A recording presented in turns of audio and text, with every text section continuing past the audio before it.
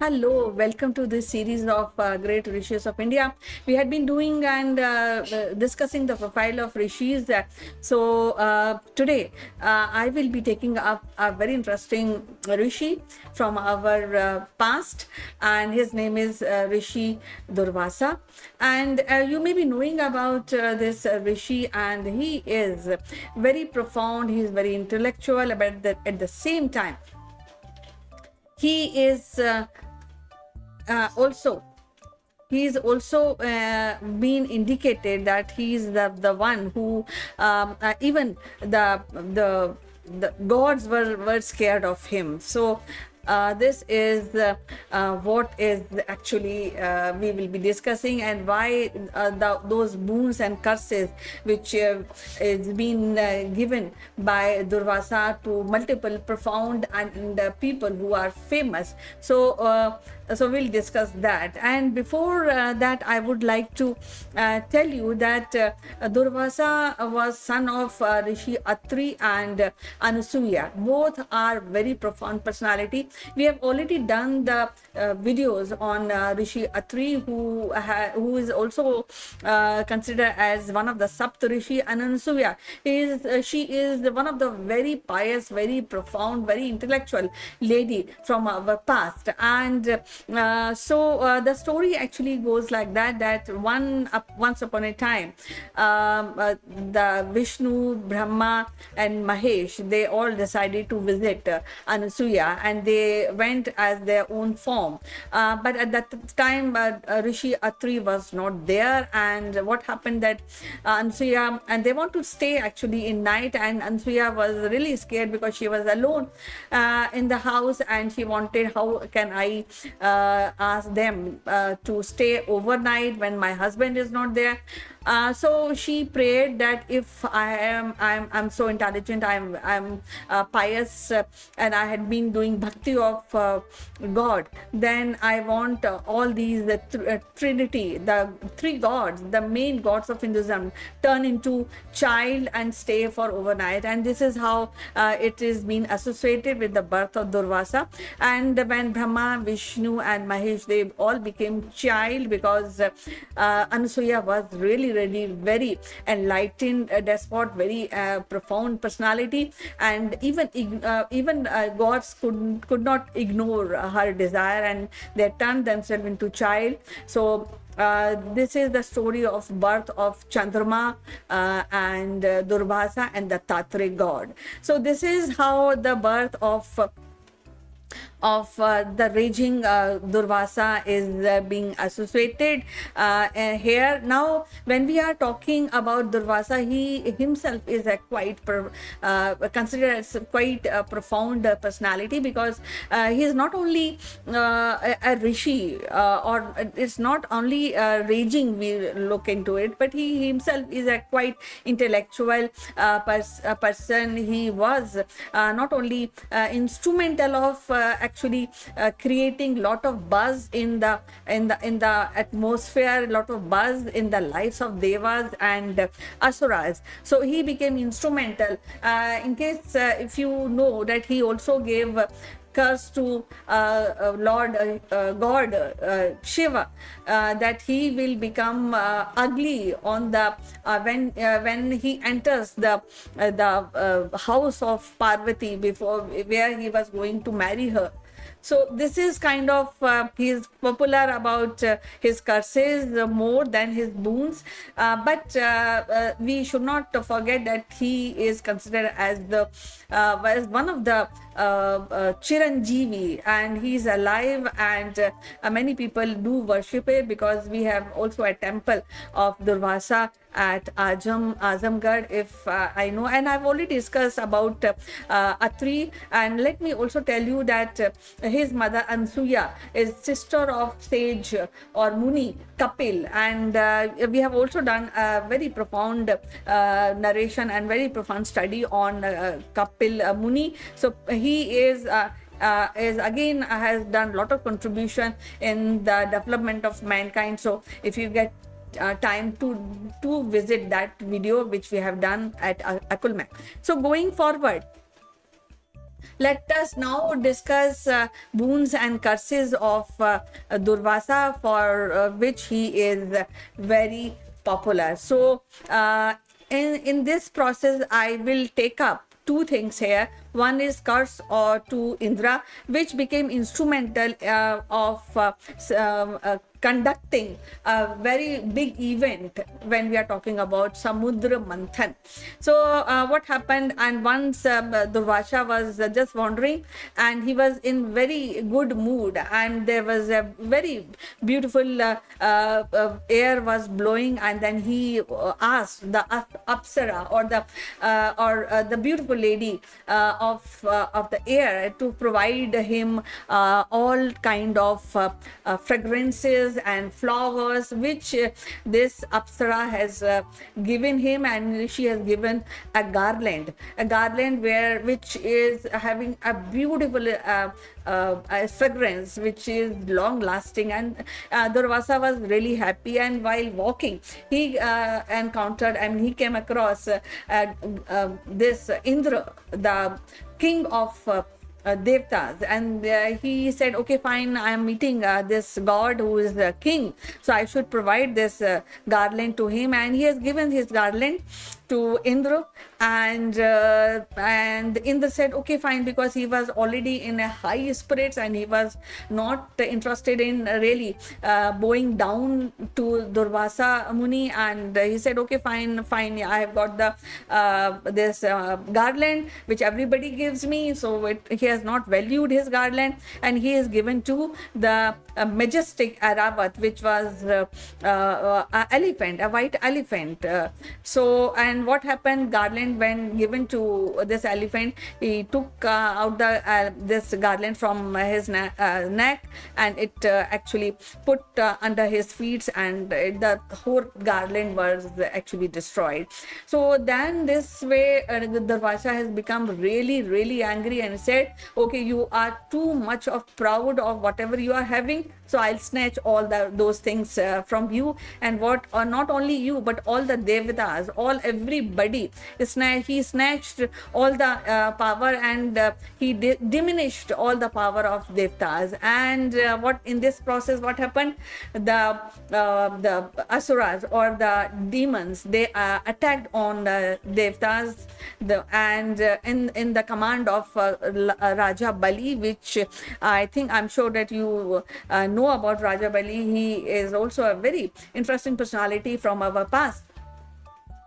So, but then all Devatas went to Brahmaji, and Brahmaji said, no, I can't do, I'll help you, because this is a curse which is actually was inevitable, because the king of the Devatas was not behaving with harmony, is not behaving properly. So, but you can go to Vishnu. Then the Devata went to Vishnu, and he find out the solution. The Vishnu, the Trinity, one of the Trinity God, find out that we have to do Samudra Manthan to take these powers again, so that we can become again those immortal. So this is how the story goes. And so in this process, the Durvasa became instrumental of conducting Samudra Manthan. Now there is another story of the curses which I am talking about. He has also cursed Saraswati Devi, the goddess of knowledge. And what happened?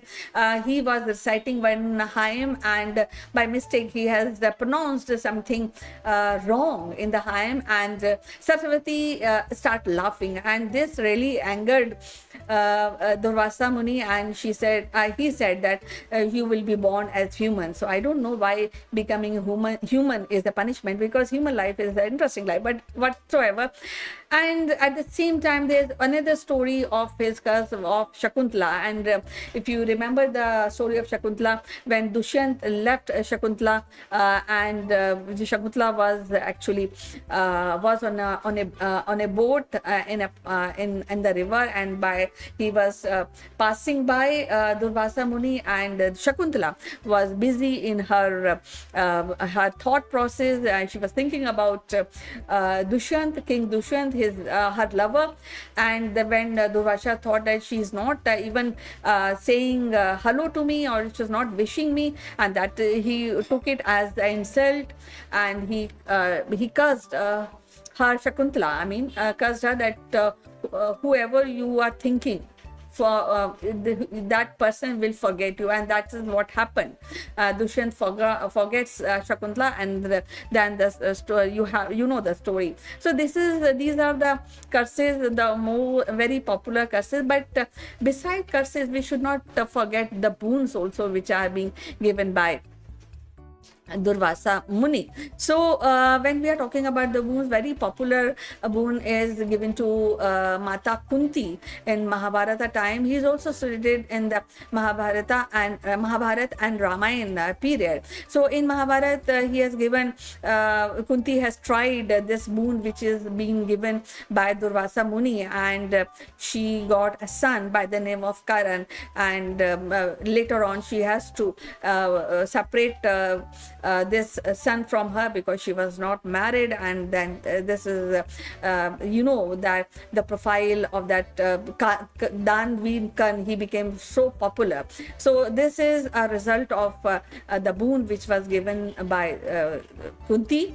At the same time, I just want to also tell you a boon which is actually was given to Draupadi when they were in forest, and once upon a time they visited Draupadi and the 5 Pandavas who were residing in the jungle, and this he said that me and my huge, around 100 or maybe 200 disciples, they are hungry. I'm going on the river, and after the bath we will be eating food.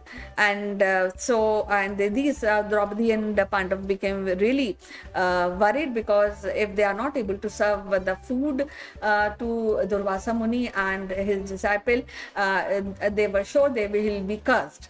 So but Krishna came to the rescue of Pandavas, and he provided, he ate one grain from the pot, because food was already finished by that time when the Durvasa Muni came. And when Krishna ate the food and said, fine, I am satisfied with my food, and the same happened the same kind of satisfaction Durvasa Muni and his 200 disciples got it.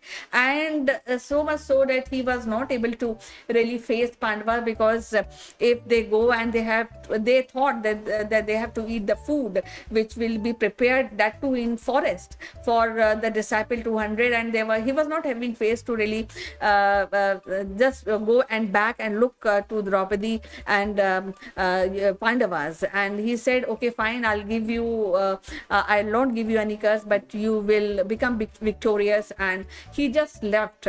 So this is the kind of boon he has given. And one curse which is very instrumental, which I would like to, beside Samudra Manthan, I would like to share with you what happened. There was a time when Yam, the god of death, came to meet Ram. And he said, okay, I want to discuss something, but I will discuss everything with you. He told, Yam told to Ram, I'll discuss everything in the closed door, and whosoever will come inside, he will be given death penalty. So Ram said, okay, fine, we will discuss whatever is to be discussed in the closed door. And Ram and the god of death, Yam, went inside, and Yam actually instructed Lakshman, who was a caretaker of the door, to please do not let anyone enter in the room beside you. So please, I want pin drop silence. At the same time, nobody should enter. Whosoever will enter will get death penalty. So Lakshman was taking care. He became a guard of that door. And then Yam told Ram that now time has come that you should leave this earth, worldly affairs, leave aside and go to heavenly abode. And now that's why I have come to make you remember that time has come. But in the meantime, Durvasa Muni, the all discussion was going on. The Durvasa Muni came in and he said, I want to meet Ram. And then Lakshman said, okay, fine, I can't do, because he is into a very serious discussion inside. I can't help it. Then Durvasa Muni really became angry, and he said that if you will not let me in, then I will curse whole of Ayodhya. And then Lakshman said, okay, fine, I'll let you in, and I'll take this curse which Yam has given to me, that I will face the death penalty. I will don't want due to this thing, whole of Ayodhya will suffer. So he took that curse upon him, the curse of Yama, and Durvasa Muni went in and he said, okay, fine, he also wanted to discuss something with Ram, so he has done. But in this whole process, the curse is being levied on Lakshman, and now Ram became very sad, because in front of him Lakshman has to take this death, embrace the death, because that is what is being promised, and that is what been instructed by Yam, the god of death. And finally he said, okay, fine, Ram, it is advised by Yam as well as Durvasa Muni that if he leaves to jungle, leave the city, then this curse will not, it is as equal to death only. So if he again goes to Banvas, or he leaves this and never to come back, so that is equivalent to death penalty only. But Lakshman said, no, I can't live like this, wander in the forest without any aim. Now time has come, I should go. So he has went inside the Saraswati river, and this is how the story which is associated with Durvasa Muni. So so this is where the stories or the incidents which are attached to Durvasa Muni, and which are attached to Ramayana and Mahabharata also, and these all became instrumental in actually making things the way we see in our ancient stories, ancient history, which we say. Now, very important incident also, Durvasa Muni is also associated with Swami Narayan, if you know and if you worship Swami Narayan. So it's also associated the birth of Swami Narayan. What happened that once upon a time, there's but at the place where Badrinath is today, so it is said that it is the abode of Nar and Narayan together. So what happened, and the Nar and Narayan, there was a assembly or a discussion was going on, and everybody was speaking, putting forward their thoughts, their discussion, debates were going on, and at the same time Durvasa Muni came in, but it's happened so that everybody was busy in debating. So nobody has taken note of Durvasa Muni, and actually he waited for 12 minutes so that anybody can notice that he is here and he should be properly treated. So this is how, and he became really, because he waited for 12 minutes, nobody has taken consideration of his presence, and being such a profound personality, a respected personality, nobody is actually addressing him. So he cursed Narayan at the time was speaking, was debating at that time. So he cursed that you will born as human, and you will encounter a lot of curses and evils in your life. And when the parents, Dharam and Bhakti of Nar and Narayan, who prayed that you should not say like this, then again he tried to convert the curse into boon, and he said, okay, fine, Bhakti will also she will also get a son by the name of Dharam, and and he will establish, he will help Narayan, who will be be in the who will be in the clutches of evil. He will free them from that, and then dharma, he will establish the dharma. So this is how the son Dharm, which is said is born by the name of Ghanshyam, and later on he was named as Swami Narayan, and he became profound, and later on later in his life he went to Kailash for bhakti, and things like seamlessly became correct. So this is how many of the incidents are associated. Many incidents which have profound impact on Hinduism, on people who follow Hinduism. So this is how he has affected Durvasa Muni. He himself is a profound Muni, because that is why even gods are really scared of his curses, and they bow towards the curses which Muni Durvasa gave. So that actually makes him a person who is above the gods, maybe above the prescribed policies and incidents, policies which are made by gods. He's above all that, and that is why he has attained status of great Muni. He's a Chiranjeevi, and he is the son of one of the profound Saptarishi. So this is what I would like to say about Durvasa Muni. In fact, in case if you have any more inputs regarding this past of our this aspect or this person who belongs to our history, I will be happy to know, and I will be sharing your comments too in upcoming programs. So I will be meeting you again with the next profound profile of Rishis of India. Till then, be happy and keep watching our series on Rishis of India. Bye-bye.